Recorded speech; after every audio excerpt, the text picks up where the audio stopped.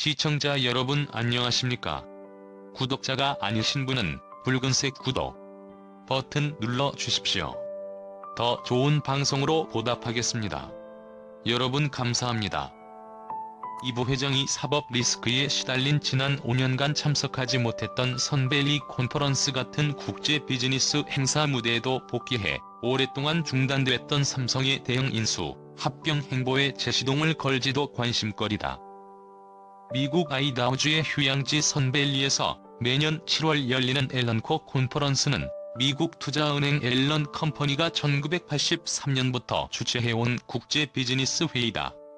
영상 끝까지 시청해주시고 소중한 시간 내주셔서 진심으로 감사드립니다.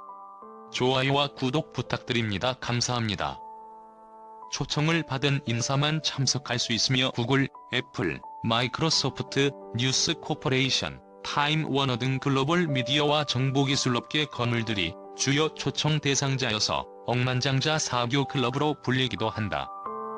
팀 쿡 애플 최고 경영자, 빌 게이츠 MS 창업자, 마크 저커버그 페이스북 CEO, 제프 베이조스 아마존 창업자, 루퍼트 머독 뉴스 코퍼레이션 설립자, 워런 버핏 버크셔 해서웨이 회장 등 회의 참석자들 몇몇만 봐도 성격을 짐작할 수 있다. 지명을 따 선벨리 컨퍼런스라는 명칭으로도 널리 알려졌다. 이 부회장은 삼성전자 상무 시절인 2002년부터 거의 매년 이 행사에 참석했지만 2017년부터는 행사 참석자 명단에 이름을 올리지 못했다. 문재인 정부 출범과 함께 이른바 국정농단 사건에 대한 수사가 본격화하면서 이 사건에 연루된 이 부회장도 핵심 피의자가 됐기 때문이다. 그는 결국 문 정부 5년 동안 2차례나 구속됐고 자연스럽게 선벨리 컨퍼런스와도 멀어졌다. 이 부회장이 2002년부터 2016년까지 10년 넘게 이 모임에 참석하면서 쌓은 인적 네트워크는 삼성이 21세기형 글로벌 협력 모델을 통해 비즈니스를 넓혀나가는 발판이 된 것으로 알려졌다. 삼성전자는 애플의 스마트폰 및 태블릿 PC용 반도체를 공급하고 구글과는 자사 스마트폰인 갤럭시 S의 안드로이드 운영체제를 채택하는 등 협력관계를 맺고 있다. 선벨리가 특히 주목받는 이유는 여기서 굵직한 비즈니스가 이루어지기 때문이다. 비공개 행사라 이 회의에서 논의되는 내용이 100% 공개되진 않지만 억만장자들은 서로 교류하며 회사의 M&A나 파트너십 등을 논의한다. 제프 베이조스의 2013년 워싱턴 포스트 인수와 디즈니의 1996년 ABC 방송사 인수 논의 등이 선벨리에서 시작됐다. 사교 행사로 포장된 진정한 비즈니스의 장인 것이다. 이 부회장도 2014년 선벨리에서 만난 쿡 애플 CEO와 이야기를 나눴고 이후 삼성전자와 애플은 미국 이외의 지역에서 스마트폰 특허 소송을 철회했다.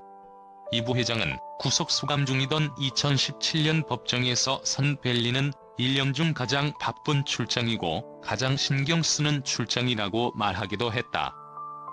삼성이 최근 수년간 대만 TSMC 등 라이벌 업체들과의 경쟁에서 고전하고 있는 것도 이 부회장만이 가진 강력한 글로벌 인적 네트워크를 활용할 수 없는 상황이 크게 작용했다는 분석이 나오는 것도 이런 이유에서다. 삼성의 고속 성장을 뒷받침해온 대형 M&A가 2017년 초 미국 전자장비 전문기업 하만을 80억 달러에 인수한 뒤 뚝 끊긴 것도 이 부회장이 정상적인 경영 활동을 할 수 없는 상황과 무관치 않다는 지적이 나온다. 재계 전문가들은 이 부회장이 오랜 기간 소원해진 글로벌 네트워크를 복원하려면 선벨리 컨퍼런스 등의 사교 행사에 참석하는 것이 바람직하지만 사법 리스크가 완전히 해소되지 않고 있는 상황이 변수가 될 수 있다고 내다봤다. 재계 관계자는 글로벌 협력 시스템을 통해 비즈니스 모델이 완성되는 21세기에는 기업 총수에게 요구되는 가장 큰 덕목 중 하나가 인적 네트워크라며 위기에 처한 삼성이 재도약하려면 이 부회장이 가진 막강한 글로벌 네트워크를 10분 활용할 필요가 있다고 말했다. 이 부회장은 지난해 8월 법원의 가석방 결정으로 출소하긴 했지만 정상적인 경영 활동에는 여전히 제약이 많은 상황이다. 해외에 나가기 위해서는 일일이 법무부의 승인을 받아야 하고 자본시장과 금융투자업에 관한 법률 위반 등 혐의로 기소된 사건의 1심 재판도 진행 중이어서 거의 매주 법원에 출석해야 한다.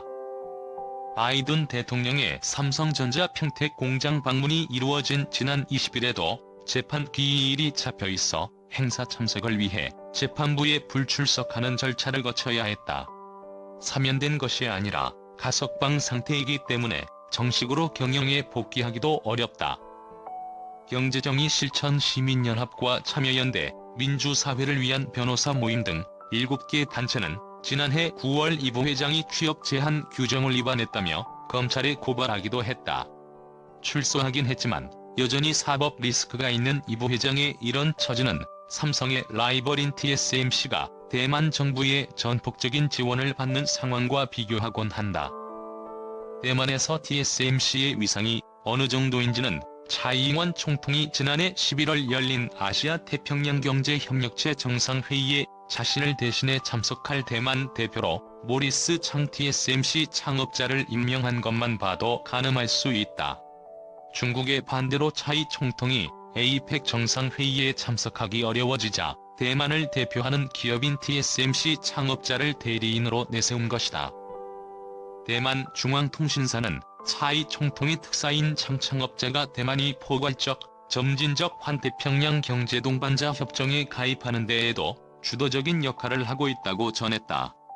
2016년 취임한 차이 총통은 기술을 중시하고 기업 친화적 가치관을 가진 지도자로 꼽힌다. 그는 2019년부터 반도체 산업의 필수 요소인 금융, 세제, 용수, 전력, 인력 지원을 묶은 패키지 인센티브 제공으로 중국 등 해외에 나가 있던 대만 기업들의 유턴 릴레이를 이끌었다. 정책 시행 2년 만에 해외에 진출했던 209개 기업이 홍했고 이들이 대만에 재투자한 돈은 30조 원이 넘었다. 그 결과 지난 10년간 수출이 한국은 16% 증가하는 사이 대만은 100% 증가했고 경제 성장률도 2년 연속 세계 최고를 기록했다. 차이 총통은 특히 반도체 인재 육성에 국가의 명운이 달렸다고 보고 전폭적인 지원을 아끼지 않고 있다. 그는 지난해 12월 각 대학이 반도체 전공 신입생을 1년에 1번이 아닌 6개월마다 한 번씩 뽑고 방학 기간을 조정해 연중 모의로 반도체 인재를 키우도록 하겠다고 밝혔다. 국가전략산업인 반도체 초격차 유지를 위해 관련 인력이 훨씬 더 많이 필요하다는 업계의 요청을 전폭 수용해 1년에 2번 입학생을 뽑는 특단의 조처를 취한 것이다. 4대 그룹의 한 관계자는 대만은 글로벌 밸류체인의 핵심적인 역할을 담당하는 TSMC를 자국의 이익을 위해 10분 활용하고 있다며 과거 고이건희 회장이 평창 동계올림픽 유치 활동으로 국가에 기여했듯 이 부회장과 삼성이 가진 자산을 어떻게 활용하는 것이 국익을 위해 바람직한지를 깊이 고민할 필요가 있다고 말했다.